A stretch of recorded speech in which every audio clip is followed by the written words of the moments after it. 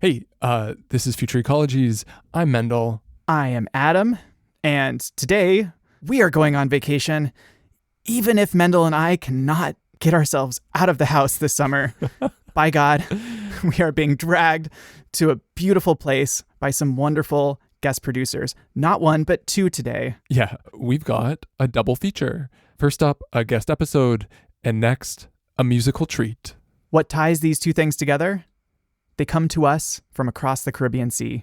Today's guest episode comes courtesy of producer Louise Romaine of Circle of Voices.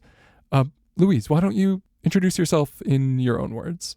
Hi, folks. So I trained as an anthropologist in Germany, Canada, and Denmark. Originally French, maybe some people can pick up on that accent. And then in the last couple of years, I've taken a really great interest in sound, especially through the lens of audio production in general. But I guess the particular practice I want to develop is something I called multi-species storytelling. So I'm really curious about how to bring together sounds from the living world through eco and bioacoustics with stories from people on the front line. I'm a traveler at heart. I've had the great privilege of holding a French passport and, yes, having enough resources to cross borders.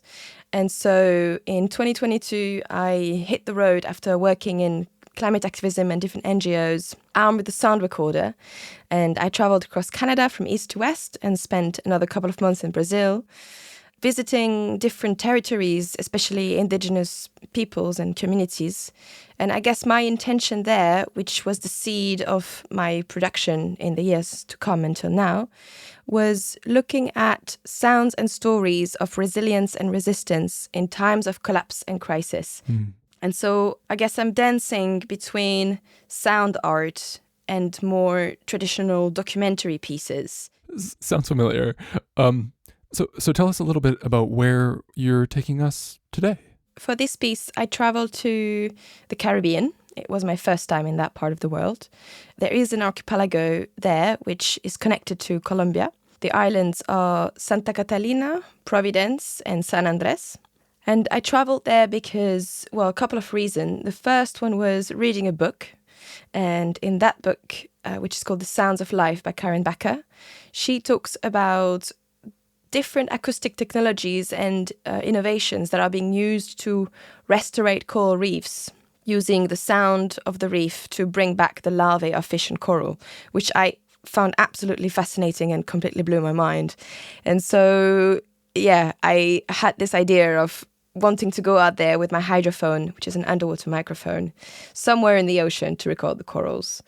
And that coincided with attending the CBD, which is the Convention on Biological Diversity, one of the big United Nations conference, COP16, which is the latest one that happened in Colombia, and me realizing that there was this archipelago.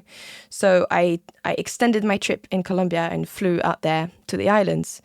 I think often in my work, I really grapple with this idea of extractivism, like how do I go to these places without having this behavior of taking from the people and from the land through sound, and actually being in this place of reciprocity. And how do we record these sounds of nature without adding a layer of human interpretation on top of them, whether it's scientific or artistic or spiritual, and really make space to listen to the more than human.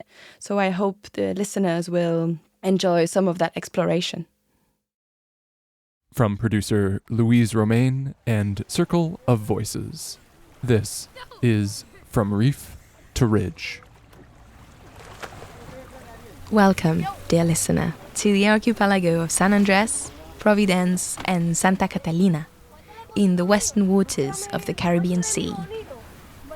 Situated less than 150 miles from the coast of what was the Mosquitia Kingdom in modern-day Nicaragua, the islands were an essential part of the local economy for the indigenous mosquito turtle hunters.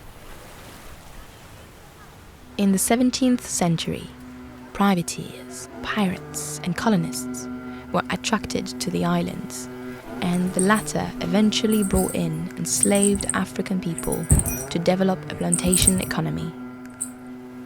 The Afro-Caribbean people who inhabit these islands today are called Raizal, and they speak Creole, English, and Spanish.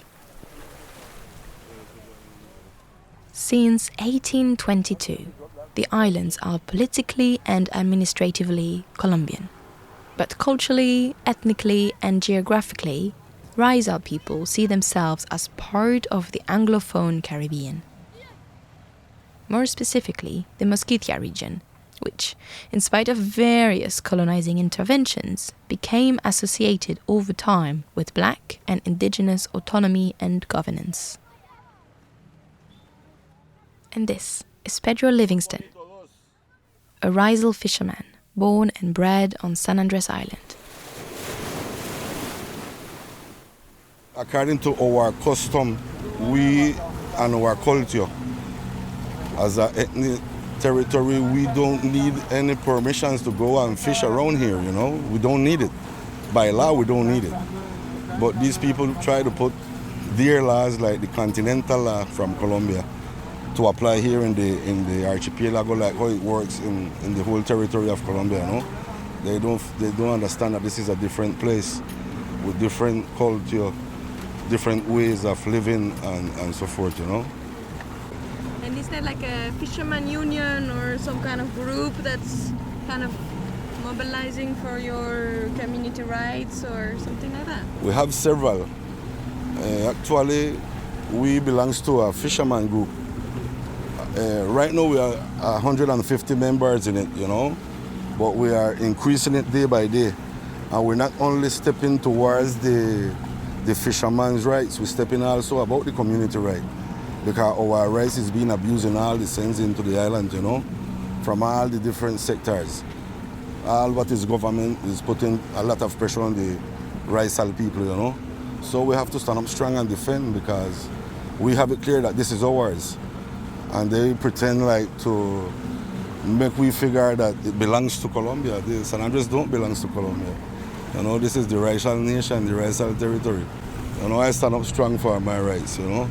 And just as many of us are the people of the island. Of course, we have different ideas, people that being colonized, because that's the right word. You have the colonization here come to a distance now that is very difficult for you to maybe take back all what is going on. But also you have people that is concerned and know the real truth and the history of this land, and that are willing and able or decide to fight, you know. Whenever it be necessary, we decide to fight. We got to fight. Keep up strong, you know. Yeah, for sure. San Andres is the people, not the island, you know. That's what San Andres is, his people. Yeah.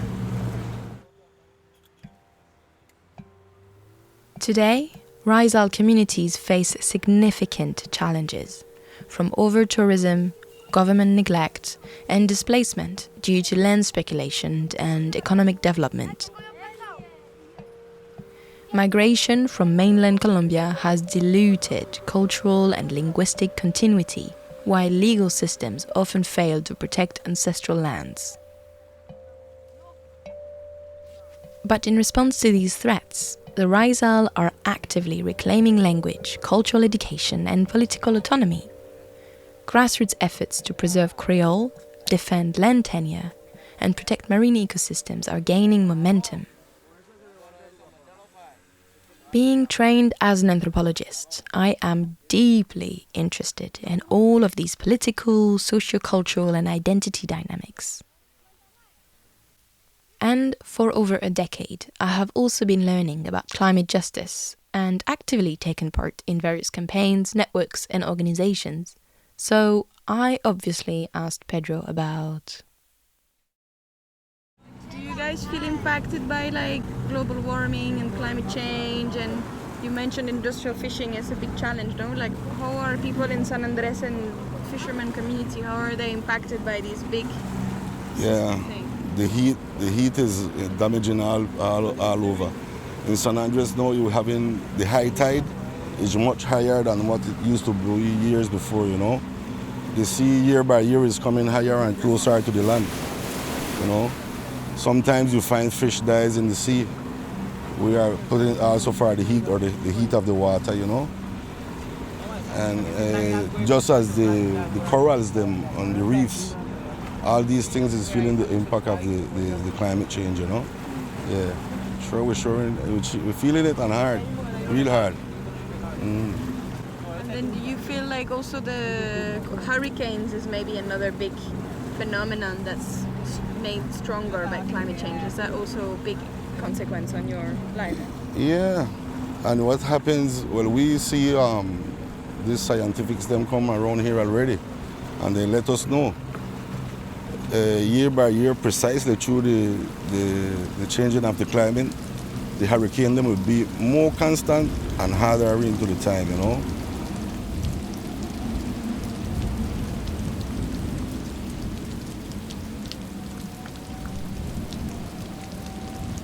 So we already had one, and it was real hard. Providence received it harder, but we get a good part of it too.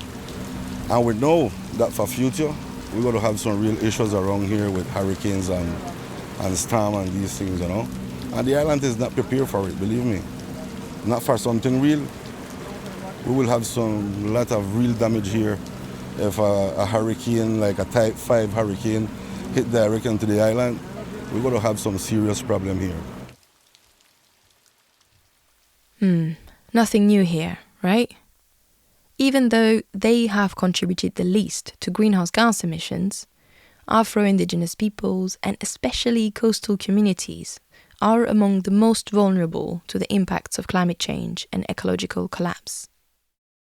But all of this, as interesting as it sounds, isn't actually what I came to the archipelago for. So is the reef, are we meeting it soon? Yes, okay. The reef is very calm. You don't see the reef. But the reef is here. See that down there? That's the reef. Over there.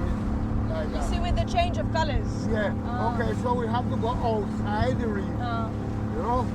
Outside the reef, about half a mile outside. Okay. Then we were fishing in there. The archipelago is nestled within the UNESCO Biosphere Reserve Seaflower. And the reason why I came here was to record the sounds of coral reefs. We will get to it. But for now, I want to introduce the cast, your companions in this sound journey. They are fishermen and marine biologists, coral gardeners and mangrove guardians. And I want to highlight that for most of them, English isn't their first language. Well, my name is Camilo Hoxton.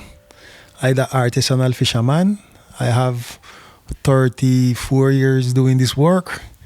A long time I fish and dive, restore coral when you have the chance.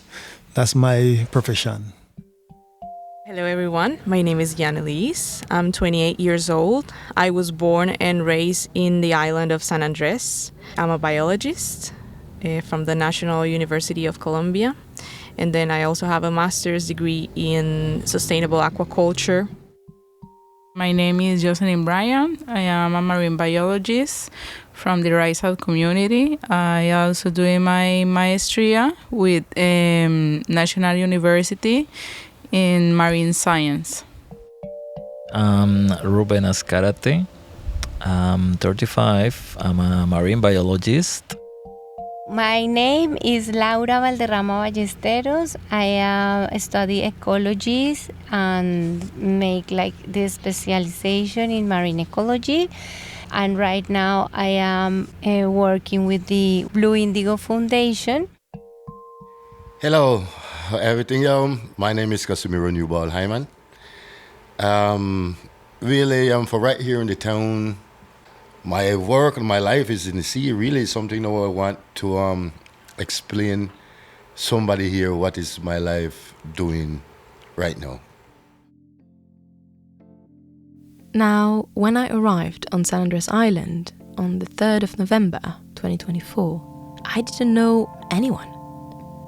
So after a week of intense research, sending emails, messages on WhatsApp and Instagram, I connected with the Blue Indigo Foundation a women-led community organization that works towards the sustainable development of the archipelago, and specifically the protection and restoration of its marine ecosystems.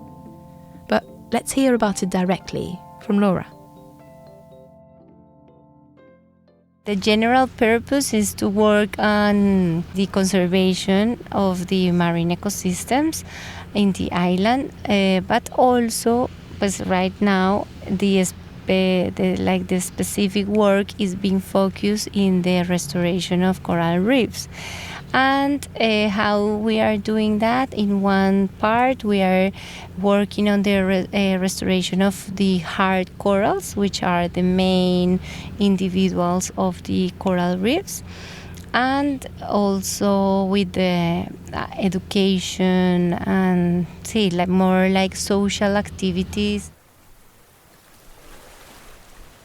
My work consists in mainly the collection of natural corals and then to microfragmentate the corals in the laboratory, and when there are microfragments, we paste it in a liquid plugs made with concrete, and then we carry them to the nurseries, where they stay some months or almost a year, depends on the project, depends on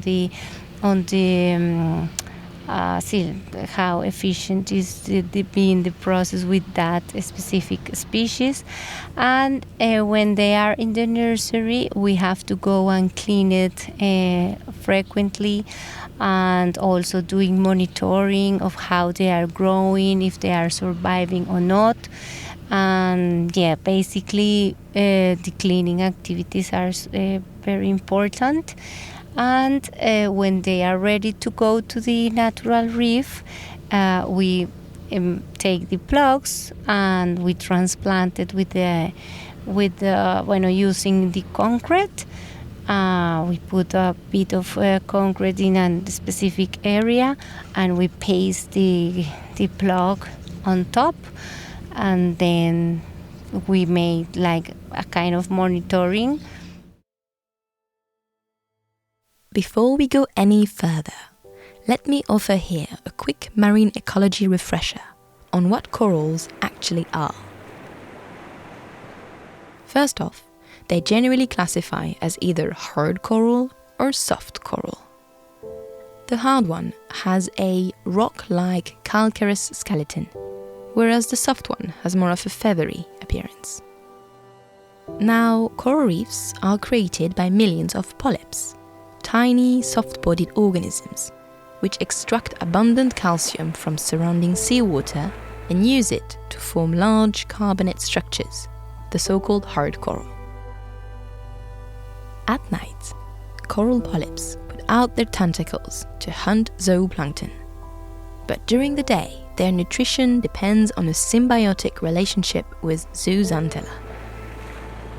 These are microscopic, single-celled algae that live inside the tissues of each polyp, sharing space, gas exchange, and nutrients to survive.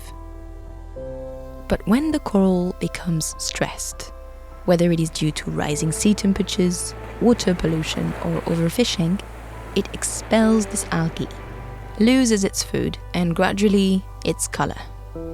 That is known as bleaching. Evolving over 200 to 300 million years, coral reefs are home to hundreds of thousands, if not millions, of other species. They form the largest living structure on the planet and the only living structure to be visible from space. I think it's very challenging to work with corals because of all of the pressures and threats that they have in terms of climate change. And I don't know if you can share some of your thoughts about how do you find hope and joy in doing this work with all of these different pressures that are happening. Well, that, as you said, is a challenge because then there are plenty corals that are already like in a bad state or sick, and to go there and take some fragments to do the microfragmentation is it's also a bit difficult to do it sometimes, but we are taking them from an area where they are very vulnerable to the sickness, and well, we are trying to make a better treatment. And also, like in this case, the project that we are working is precisely to prove some probiotics that make the corals more strong against the sickness. And the part, like the joy, is because I love the corals and I love the coral reefs, and I have very clear in my life that my purpose is to give some of my energy and my knowledge and everything to contribute it to the healthiness of the corals and the ecosystems in general. So I make it with all love, even if I am sometimes hurting some of the polyps. I do it, let's say, with love. So yes, and with that purpose in mind. So I think it's going to have a good result. Hopefully, with all that work, the work that you are doing, you can contribute with a new perspective of how to make people connect and open their hearts to care the ecosystems. I hope so too, Laura. Time will tell. I went on several expeditions with Blue Indigo, above and below water. Did you know that women represent only 38% of ocean scientists? Yannelis was the youngest person I interviewed, just a few years younger than me. She was born and raised on San Andres, studied in Bogota, Scotland, Greece and France, and came back to her home island to work with the Blue Indigo Foundation. I asked Yannelis about her experience working as a woman in the sea. So normally the people that work in the ocean, in the boats and in the diving industry, they're mostly men. It's a work that requires a lot of strength. So as women, we have to be very courageous to be out there in the sea and carrying the equipment and carrying stuff and everything. In my current workspace, which is the Blue Indigo Foundation, it is directed by women. It's a collective effort that we're doing. Yeah, it's really good that also women are reclaiming and we're kind of standing and saying, okay, we can also do it. We have a really good team also. We also have men supporting us. I don't think it's not fair to leave them out. What is the most challenging about working with corals and marine restoration? In the field, I would say you have to be a really good in the ocean, a very good swimmer. You have to be a really good diver.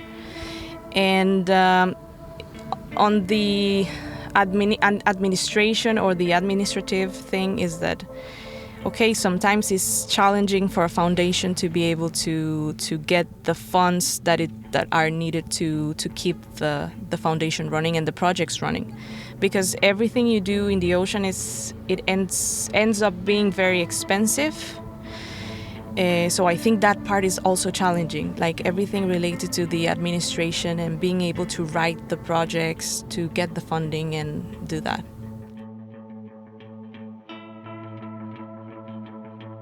It's the dream for a biologist born and raised in the Caribbean to be able to work in the sea. So I'm actually really happy about the work that I'm doing. I started snorkeling very young, of course, maybe 10 years old. And so I can definitely see the change through the years. So I've been seeing how the ecosystem is getting worse and worse. So we do what we can, right? And we're just in this, I feel like we're fighting. We're fighting this climate change crisis the best we can. How do you sustain your enthusiasm or energy for this work? Well, I'm going to tell you a story, actually.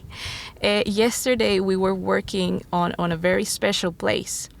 And I had the chance to see, after a very, very, very long time, these species of coral that are from very shallow water, and they're very vulnerable to bleaching. And I was working on this place where we have these colonies that are in good shape.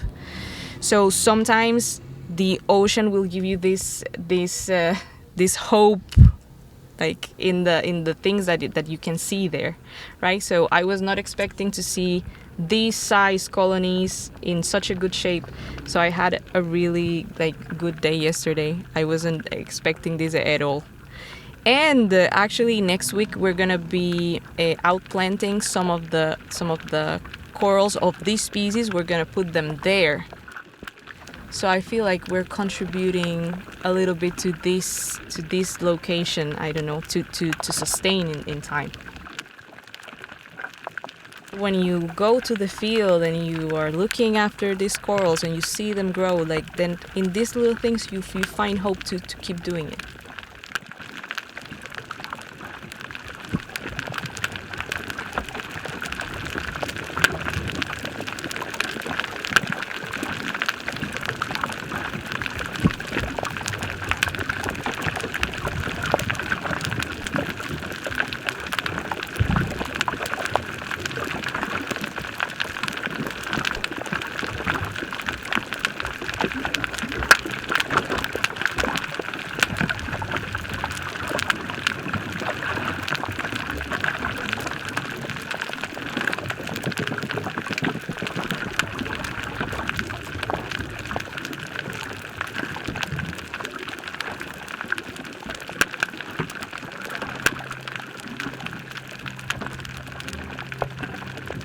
Right now, with the global climate changing and the global warming, we are facing stronger hurricane seasons. We are having more and stronger hurricanes every year and storms.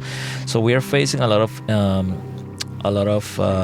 nature events actually, and we have in corals, for say, we have some disease coming up. They're killing up to 80% of the corals that we have been working on in just a couple years. So you're losing 30 years of coral growing in just a couple.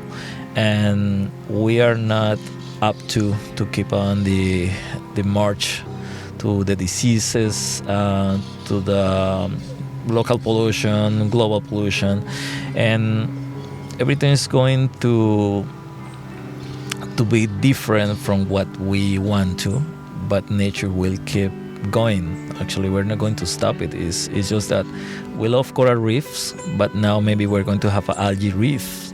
We don't like them, but people are going to get accustomed to it and to adapt to it, and life is going to do it faster than us. We have some diving places, just to give you an example, where we have a lot of fishes. But you're expecting to have a lot of fishes, but the coral reef are in a bad healthiness. And otherwise, you have some places where you can't find no fishes at all because they're fishing spots, but then the corals are living and growing faster. So every side of the island is different, is magical. But nature will keep on, even if we're able to explode every fisheries or every coral reef. They're going to grow up, they're going to evolve, and they're going to become something else.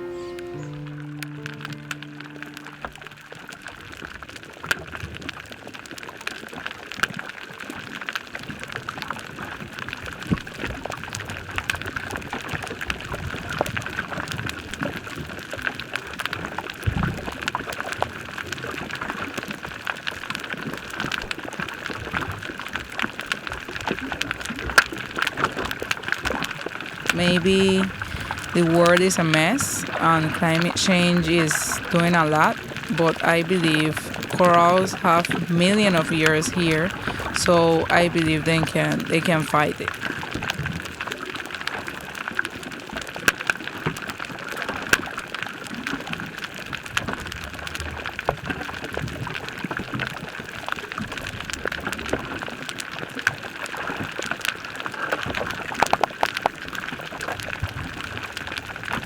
Well, I say hopeful because sometimes we saw coral is bleaching and you go 2 weeks after, it's full of colors.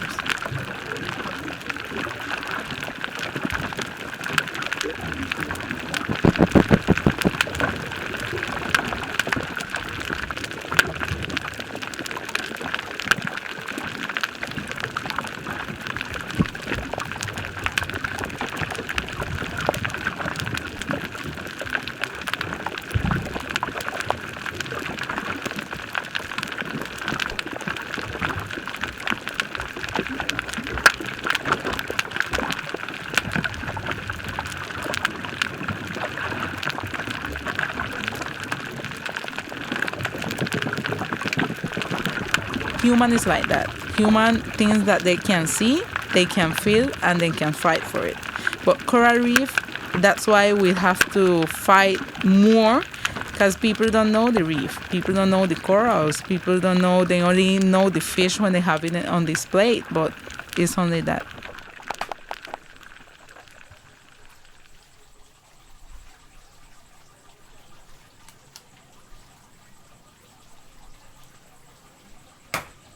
Hola. Hola. Fresh fish? Yes. What is it that you caught? What? What's the name of this one? Barracuda. Oh, yes.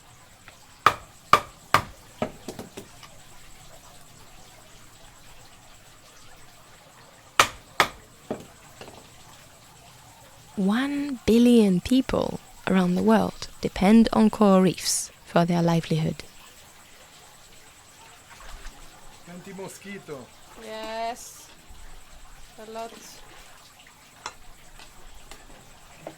As well as being a source of food, income, and a haven for marine biodiversity, the reefs also play a crucial role in protecting coastlines from erosion. Some reefs are able to absorb up to 97% of wave energy, providing a valuable barrier against extreme weather events, the frequency and intensity of which are increasing with climate change.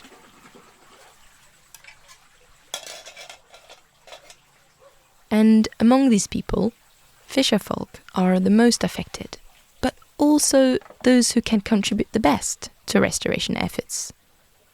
Let me reintroduce you to the two Raizal fishermen you heard at the beginning, Casimiro and Camilo. Their love for corals really touched my heart. I hope it will touch yours too. Here, Casimiro and Yubal Hyman, from the island of Providence. My work is diving. My work is with coral. I've been doing this for years. So I want to put on my mask, put on my fin, and go down there and take care of whatever it is. How would you say is your relationship with the coral and the reef? Well, really, first time I didn't put attention much about it because my life was just diving and fishing in with line, but more what was diving with spear. So we used to do a lot of things against the coral because we didn't know about the coral, what it was. Like, put it like 17 years back, I get to start to work along with some other people coming from different places, and what really quietly get to see was incredible. Because happening, you used to break up the coral to take out the lobster out it, and we used to do things then where we didn't know absolutely what we was doing in the moment.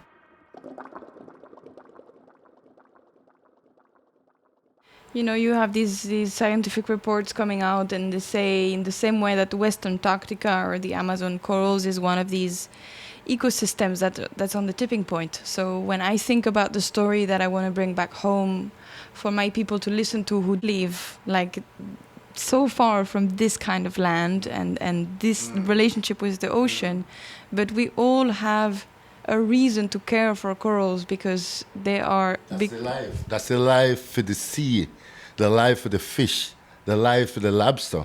Because you got the coral where they get a big size. They live in the coral. They hide from the current. So that is the best of what we have. When you find a coral rock or a coral reef or a coral bank or big reefs, you find fish and lobster inside it. You find all kind of things inside that because that is what we need to have our fish and lobster because that is what saves us.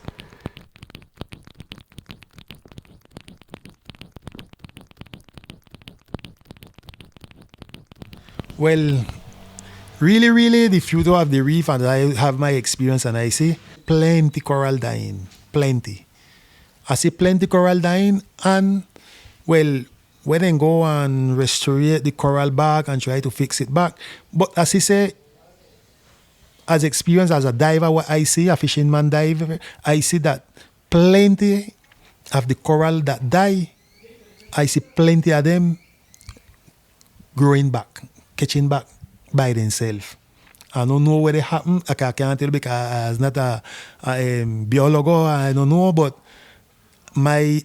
what I know as a fisherman, I see then come back by themselves. I don't know where they happen. I can't tell you, but plenty of them when dead or we say die, catch back. They catch back. Plenty of them. I see plenty of them. They like 80% coming back. Big coral, they when die, favor one rock. I know plenty of them come back. My children, my grandchildren, today or tomorrow, when them see this reef come back or when they get big and say, how for the reef and for the coral so pretty, then can say, oh, your grandfather Camilo, that way help it all this look so. And they must say, oh, my grandfather? Well, and then we'll take it up to and say, well, if my grandfather could have do this, I want to do that for my children them too, or my grandchildren. So it's just like, that's what I tell you, a chain, but the chain in the chain, you have to have a part of it. The important thing in that chain, that name, love. If you don't have love, it's just like the chain with that just broke right there. Love to what you got. No love something where you don't know, or love money, love vanity, love what today or tomorrow will bring your future or your family or your generation future. And your island. Bad. And not in the island we talk about world because this is not island things, this is world things. So that's my way I see it. And really with this year what you're talking about, the coral, I will tell you exactly. For me, it's lovely. It's lovely work. It's something so nice. You know, you're looking at something, what you plant, and it's growing this way, and you cleaning them, you know, love them. You know, you get close to them, start to clean, and look at the beautiful. That is my love at the coral. I love it. And I will be all the time with that voice whenever I'm here. Lovely with the coral. Angry to get to them and to work it, to see them grow back, you know. That's my feelings all the time. And I feel my heart sometimes beat slow, just thinking, and to go and look for them and work with them. I mean, that's me. Yeah, I can feel your heart in there. It's so beautiful. Man. Yeah, man. This is our life. So, okay, but we try to protect them. That is right now. My feelings is that. And my work, I would like to be with it all the time, is there. And it's there. And I want to be with them. You trust me.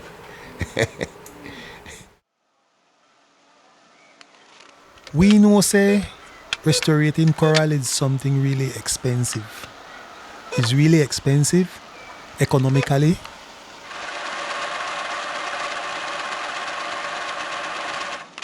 Well, we know we have different entities that try to restoring coral. Plenty of them, maybe they can hire the people, give the people a job to do it, to help restore it. So that's why it might be plenty things going like kind of a little slow. So what I would say, governments or who have the resources that can help economically or what them feel like they can help with, I would say we have We have like how I say we have Blue Indigo that if they can give them that help that they need, that them can hire more people, that they can make this process that then the can advance more faster, because every year things is getting more complicated out there, and if we don't put our hand on the heart and try to do the thing a little bit more with a little bit more speed, might be 2 or 3 more years from now we are lament, because we can see everything just disappearing.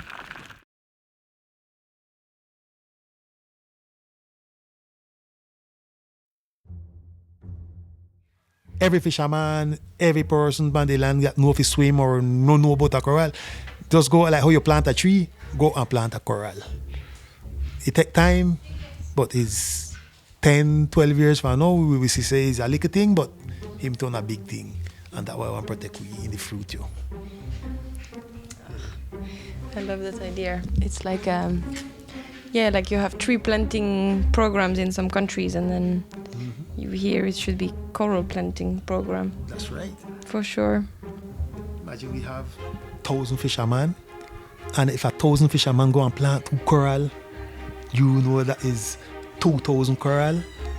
And if you have love for it, and you say, well, I want to plant 100 coral, each fisherman, you don't know, say it's 1,000 of coral. You don't hold that with a beautiful fish.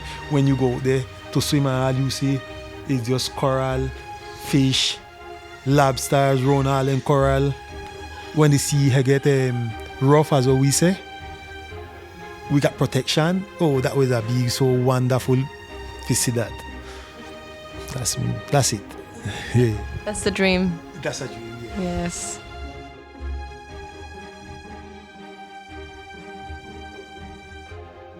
That's the dream.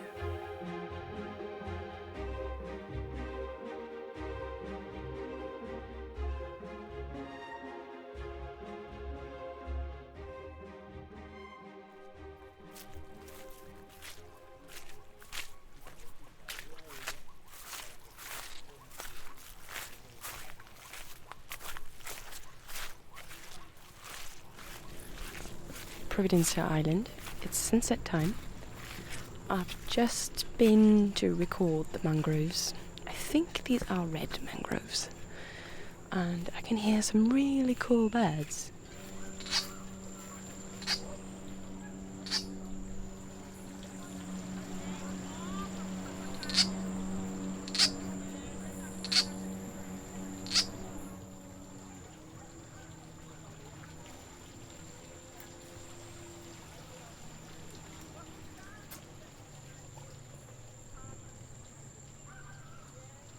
As I shared with you at the beginning of this journey, I traveled to the archipelago for the corals. But I've got to make a confession. It's the mangroves that I fell in love with. Well, first, I was absolutely mesmerized by their strange beauty. And then I found out about the role they play for wildlife. That is fish, shellfish, reptiles, amphibians, and birds. That mangroves is very much important because you have some species that grow like fishes. They grow in the mangroves, and after they grow in the mangroves, they go to the reef. And to have babies, they come back to the mangroves. So all the roots from the red mangroves is a home, is a place that they feel comfortable. And to sleep, the birds go to the mangroves. So that's why I love the mangroves. It's like a super ranger home. What's more, as an ecosystem, mangroves can capture up to 5 times more carbon than tropical forests. That's because their soils are a highly effective carbon sink. But maybe most importantly for Caribbean lives, mangroves, together with coral reefs, act as a natural coastal defense against storm surges, tsunamis, sea level rise, and hurricanes. Something the inhabitants of Providence and Santa Catalina witnessed firsthand on the 16th of November 2020. Before hurricane, people here were in the archipelago. They didn't believe we're going to have a hurricane. They always say, no, it's only the boat. They would say it's only the boat is passing. And this time after hurricane, people start to look at the environment a different way, like protection from mangroves and also seagrass and coral reef. So after hurricane, the community get together. So we started to do coral restoration and mangrove restoration. So from that, people start to look at the mangroves and the coral reef like they give us protection, they give us food, they give us oxygen. So without that, what we going to do? And during the hurricane, mangroves and coral reef did enormous work. So people is conscious about what happened and that we need to continue doing restoration.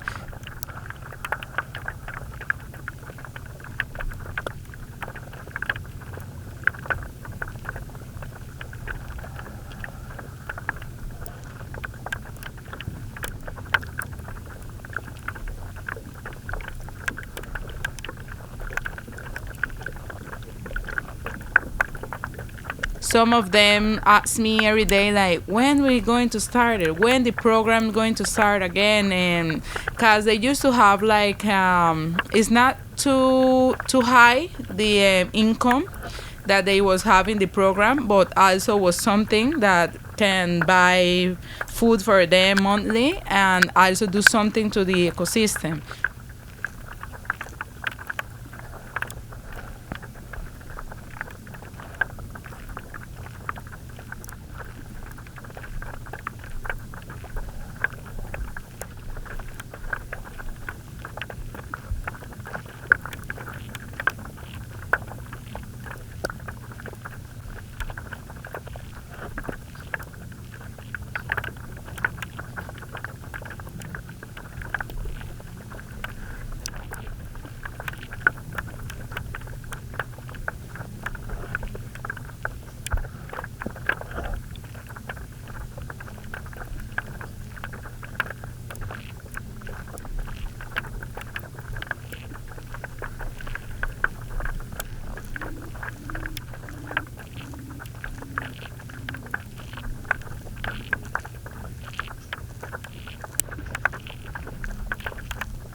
I say, Mama, I'm coming home to the earth where I belong. I say, Mama, I'm coming home to the earth where I belong.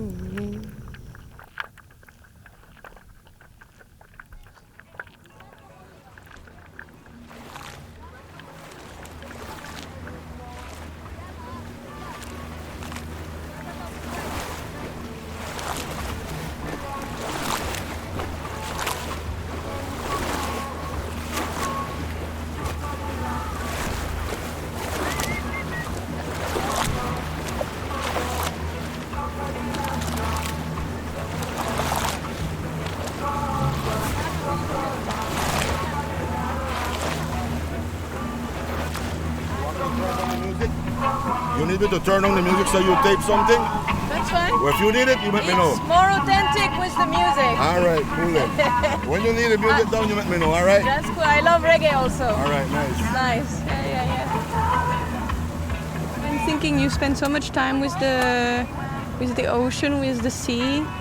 So what is the sea? What has the sea taught you, or what is the ocean teaching you? Okay, precisely to appreciate life, you know.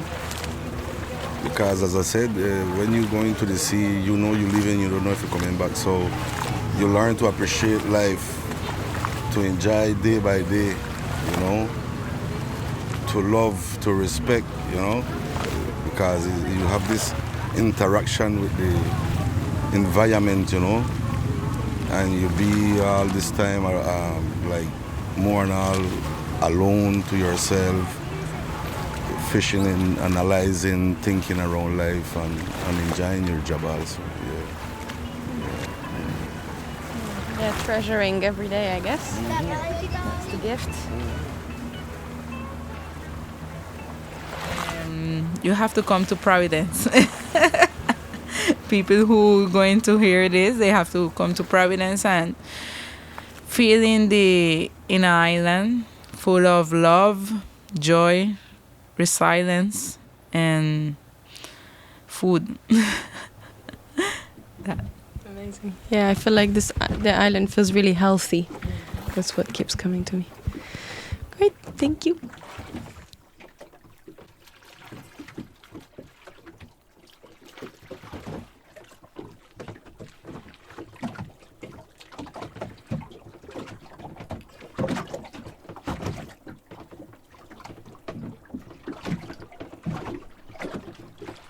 Sun is shining, the weather is sweet.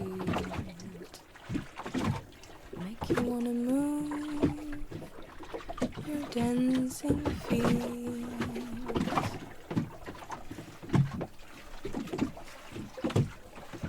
To the rescue.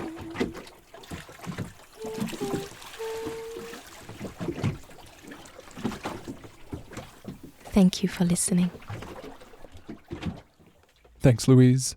But we're not done yet. Don't go anywhere, because we've got 3 pieces from singer and conservationist Javan Hunt. I suppose we should warn our audience, these songs really are like industrial grade earworms. Woo! It's all about the mangroves. Yeah. We got them mangroves, baby. Yeah, we're talking mangroves, mangroves, mangroves. Yeah, we're talking mangroves, mangroves, mangroves. Red and black, they good. White and buttonwood. Yeah, we're talking mangroves, mangroves, mangroves. Yeah, we're talking mangroves, mangroves, mangroves. Yeah, we're talking mangroves, mangroves, mangroves. Red and black, they good. White and buttonwood. Yeah, we're talking mangroves, mangroves, mangroves. We're talking red. Stop, let's learn about it. These prop roots, I know you heard about it. Crawling on the water like a spider. Fingers upside down, we go wider. Nose in the air, like aristocrats. Black, black, black, black, like it don't crack. Sticking up over the tide. Your metaphor's up, that's how we survive. I'm a lover, not a fighter, just look at my leaf. Heart shape, feel great, that's the recipe. Different from the others you see. I wear my heart on my leaf, at least that's the belief. Nah, don't forget about me. I look a little different, but I'm still family. Don't mess with me, I ain't no regular tree. Yeah, we're talking mangroves, mangroves, mangroves. Yeah, we're talking mangroves, mangroves, mangroves. Red and black, they good. White and buttonwood. Yeah, we're talking mangroves, mangroves, mangroves. We're talking. Thank you for having me on here. It's really been a pleasure talking to both of you and now finally seeing faces to go with names. My name is Javan Hunt. I am from the Bahamas. Specifically, I live on Grand Bahama Island. I kind of accidentally got involved with conservation. I always say like it was the best happy accident that I've ever had. I didn't know what I didn't know. And when I started getting involved, when I started doing the community work, I found that I had a love for it. Mainly, I work with Waterkeepers Bahamas. Our goal is to push and encourage and test the waters so that we can have clean, swimmable, drinkable, fishable waters. I started to use my own talents to help spread the message, but in a way that's, for me, non-cheesy and that could resonate with people and teach them about the importance of all of these things that I hold sacred. So we've jumped a little bit from Luisa's piece in Santa Catalina and Providencia over to your home in the Bahamas. How did you relate to what you heard? I resonated so much with what I listened to from Louise, and I find that we have so much in common. With climate change, we are having stronger storms. We're having a whole lot of different weather than what I was used to growing up. And so in 2019, we had Hurricane Dorian pass through, and it sat over our island as a Category 5 for about 3 or so days. We had to leave where we were staying because the floodwaters started to come in. A Cat 5, I'm like ushering my family out into the cars. And here's my niece who's like under 100 pounds. I have to really hold on to her before she blows away. But long story short, afterwards, the damage from that storm sitting over us damaged the mangroves. Thousands and thousands of acres of mangroves got destroyed. And those mangroves literally saved us because, mangroves act as a buffer for the wind and the waves. Almost the whole island was flooded. But because those mangroves were there as a buffer, those mangroves died, saving us. So in the aftermath of that storm, we became a part of the Bahamas Mangrove Alliance. So our goal is to teach people how important mangroves are. That's a nursery. Everything that we love to eat starts out in those mangroves, and eventually it moves out to the coral reef. We want to get the people educated to what those trees are. They can name them. They know everything about them. They know the benefits of having them, all of these ecosystem services that they provide. That's a little bit of what I do. And I also add music and storytelling to really get that message out into the communities, to really get them with a catchy song. So now that hooked you, now I want you to come out and volunteer. Now I need you to come out and donate your time to getting those areas back up and running. Everyone feels like I can only save the environment if I have a PhD or if I'm a scientist. But the thing is that it's all of our business. And I think that brings us to your next track. Could you tell us a little bit about Put It in the Trash? So I work very closely with a local organization called Keep Grand Bahama Clean. And we've seen an increase in littering in some areas. And I also have a radio show where we talk about this stuff on the radio. And we were trying to figure out, where did this begin? Why is this even an issue? Why is it that we're seeing fast food boxes on the side of the street? And we're doing, studies, and we're talking to the people, and we're running these campaigns to get folks to treat this as if this is your house, your yard, like this is your country. Yeah. Use a bin to put it in. Let's keep it clean. Yeah. Put it in the trash, my guy. Not on the ground, not on the beach, not in the bush, not in the street. No, yeah. Just put it in the trash, my guy. Not on the ground, not on the beach, not in the bush, not on the streets. Just put it in the trash, my guy. Yeah. Put it in the trash. Put it in the trash. That's it. Put it in the trash. Just put it in the trash. Put it in the trash. That's it. Put it in the trash. Put it in the trash. That's it. Put it in the trash. Just put it in the trash. That's it. Just put it in the trash, my guy. Not on the ground, not on the beach, not in the bush, not in the street. Just put it in the trash, my guy. Yeah. Just put it in the trash, my guy. And now, to close us out, we are extremely proud to present a world premiere. Through the storms, through the rains, change is coming. It's happening in our times. There's no denying it. There's no more living like you did. Even if you want, you can't relive the past. There's no going back.